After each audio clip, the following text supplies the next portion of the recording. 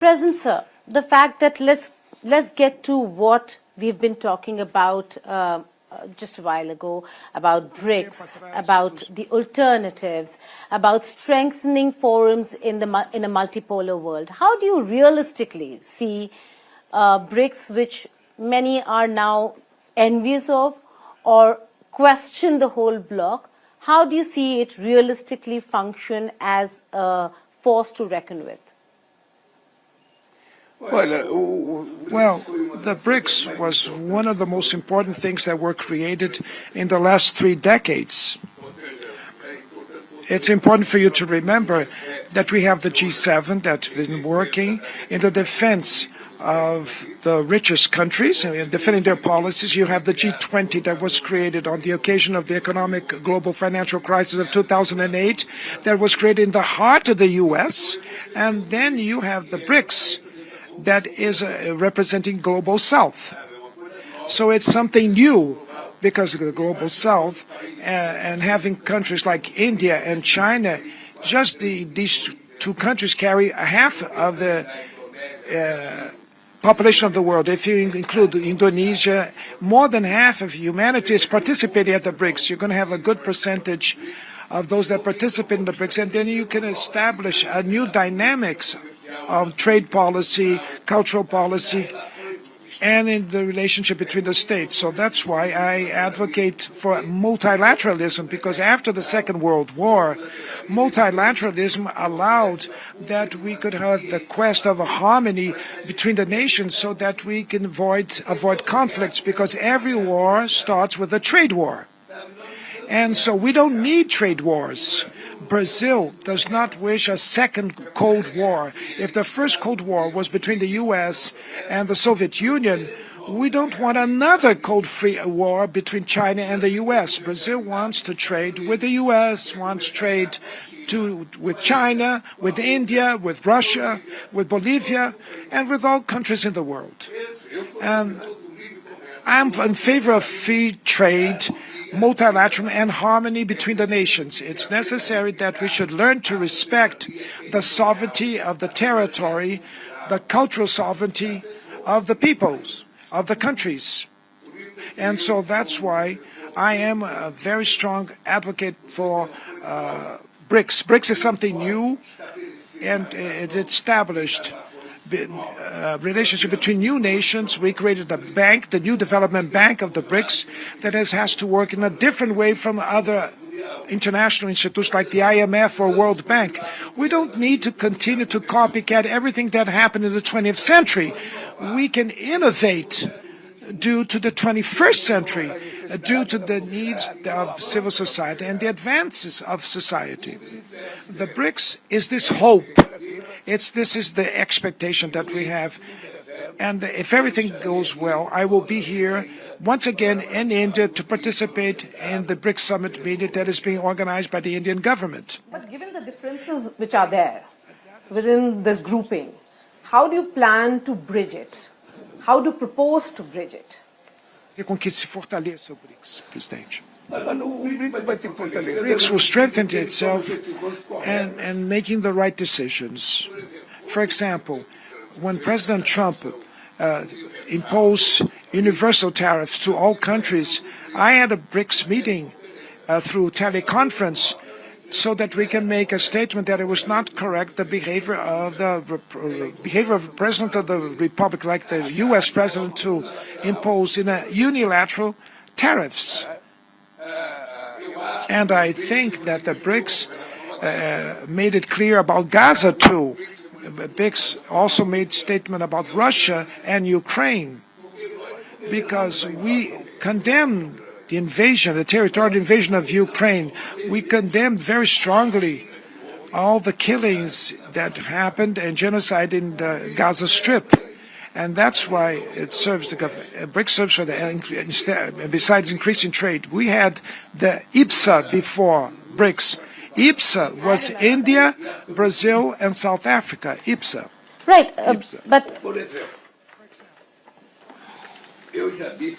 I said already to Prime Minister Modi that the relationship between Brazil and India, it has to be very strong. I made the first strategic agreement between Brazil and India in my first term. And now in this trip here, I want to reinforce my relationship with India. We're bringing 300 businessmen and women from Brazil. There's more than 300 businessmen and women from India in the business forum tomorrow that will meet. Our cultural, political, trade, and economic relationship should be very strong. We want to learn with India, and we want to teach what we can ever teach to India. We want to sell and buy. We want to show our experience of our companies with the Indian companies to make joint ventures and partnerships. Brazil can have only $15 billion of foreign trade with India. We need to get to $30–40 billion of trade because of the size of our countries and the economy. And are you quantifying it, that this is the amount that will come with the business delegation that has come?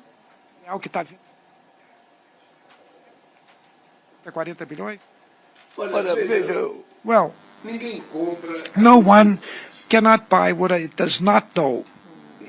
So, when I decided to come to India and bring a big business delegation, strong delegation, is because we are highly interested to learn with the evolution that India is having on the space industry, on the defense industry, on the pharmaceutical industry. India has a lot to teach us, and we want to learn and exchange experiences. And for Brazil, because Brazil is also a great consumer market. Brazil is the only country in the world that has more than 100 million inhabitants, that has a single national health system, that has a purchasing power that is extraordinary for medication and pharmaceuticals to treat the health of the people, the government procurement. And we want India to get to know our potential so that the business sector of India could feel comfortable to make investments in Brazil or to build partnerships. Our Embraer aircraft manufacturing company is going to open a manufacturing aircraft plant in India. This is what has to happen between Brazil and India. We just can't rely on the U.S. or rely only on China. We want that our economies grow, because if they grow, the trade flow will also grow, and it's going to be good for India, and it's going to be good for Brazil. And so we're the two largest democracies of the global South. And so we have to give good examples. And since my relationship with Prime Minister Modi is a very good relationship, it's very good, and I respect tremendously the governance of his administration. I am sure that he also respects my governance in Brazil. And so we have to take advantage of this moment to make things happen, make it happen. So, Mr. President, let's be more specific. Can BRICS then de-dollarize the global economy? She means the US dollar. Well, let me say something to you. I respect very much the decisions that are made by the countries. I advocated that it's not necessary that a trade agreement between Brazil and India would have to be done with US dollars. What I defend is that we can use our own currencies. It's difficult. Yes, it is difficult, but we can try. No one has to rely on the dollar, but you can't also undo this system overnight. You have to take into account the difficulties of each nation. What I believe in concrete terms is that many goods, I'm not thinking about this now. For a long time I've been thinking about this. My first term in Brazil, we established with Argentina the purchase from small enterprises in Brazilian currency and Argentinian currency. This is a process that we have to discuss. What is more advantageous for a country, for Brazil, and what is more advantageous for each country that negotiates with other countries? Obviously, I understand the reasons of the Americans that they don't want to create other currencies because the dollar is the world currency, the strongest currency we have in the world. And so I understand their concern. The bottom line is that they took over the strength of the dollar and they created an international currency that impacts any country. So we have also to take into account how we're going to do this. It's not a fantasy. It's not something that you can do overnight, but it's something that we have to start to think it over, and that Brazil and India could make their trade. Do we need the dollar? That's the question that we have to ask. Or can we exchange the trade with our own currencies? And so our business sector, everybody has to think about that, and let's see what is the best for us. We do not have to be locked of things to the past. Let's try to innovate and move to the future to see if it improves the living standards of our people. If it's not to improve the living standard, we won't do anything, but I believe it can improve our living standard.